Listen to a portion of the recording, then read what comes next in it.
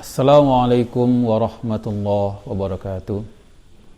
Alhamdulillahirabbil alamin. Wassalatu wassalamu ala sayyidina Muhammadin wa ala alihi wa ashabihi ajma'in. Amma ba'd. Jumpa lagi sahabat Ummatan TV yang selalu berbahagia. Insyaallah semoga selalu bahagia dalam naungan aturan Islam. Amin ya rabbal alamin. Seperti yang kita ketahui bahwa Al-Quran yang merupakan petunjuk manusia, kontennya didominasi oleh kisah-kisah atau sejarah. Namun sangatlah disayangkan, kebanyakan umat Islam tidaklah memahami bahwa cerita atau kisah yang diceritakan di dalam Al-Quran merupakan bagian daripada hudan atau petunjuk manusia dalam menempuh kehidupannya atau sejarahnya itu sendiri. Hal ini disebabkan karena beberapa faktor. Di antaranya, yang pertama, tidak ada atau kurangnya perhatian serta kepedulian umat akan pentingnya peristiwa yang bernilai sejarah. Yang kedua, sejarah dianggap hanya sebatas cerita yang tidak memiliki makna. Dan yang ketiga, pemirsa yang dimuliakan Allah Subhanahu wa taala, sejarah hanya dianggap sebatas cerita masa lampau yang tidak berulang dan tidak berkaitan dengan masa lampau, masa kini, dan masa yang akan datang.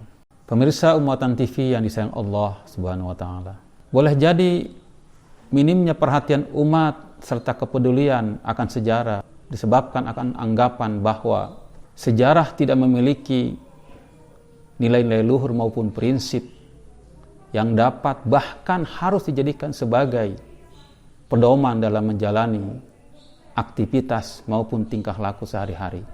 Adanya nilai al-haq dan al-batil dapat kita mengerti dari cerita-cerita ataupun kisah-kisah di dalam Al-Quran maupun sejarah Rasulullah SAW. Sehingga dengan yakin kita dapat memastikan untuk memposisikan diri di mana kita berpihak dalam menjalani sejarah hari ini. Salah satu dari begitu banyak kisah yang terdapat dalam Al-Quran adalah kisah Ashabul Kahfi, di mana Allah sendiri menyebutnya dengan kalimat ayatina ajaban.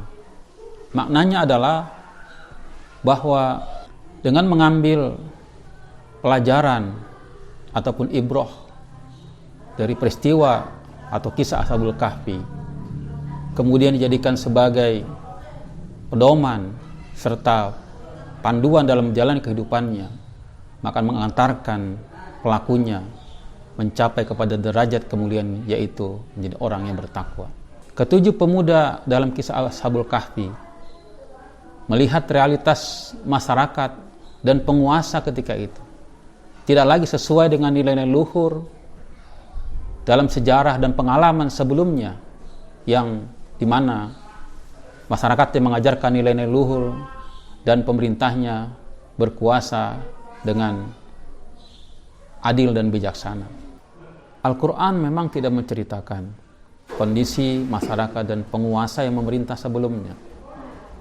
Namun dapat dimengerti, bahkan bisa saja dipastikan, bahwa kondisi masyarakat dan penguasa sebelumnya adalah masyarakat yang beriman serta penguasa yang adil dan bijaksana.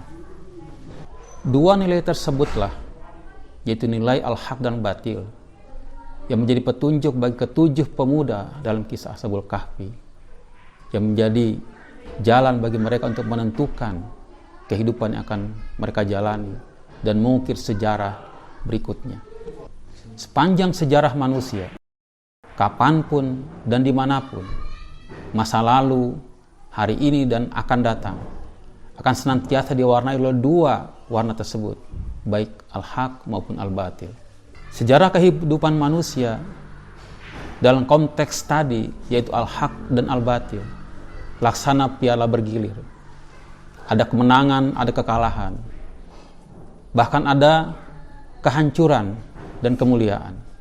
Dinamika sejarah demikian hakikatnya merupakan selektivitas yang akan mengantarkan menjadi manusia terbaik, mukmin atau kafir, hidup mulia atau terlaknat, mati mulia ataupun mati sia-sia. Jadi kesimpulannya bukan terhadap menang atau kalah, tapi sejarah adalah memilih kehidupan apa yang akan dijalani.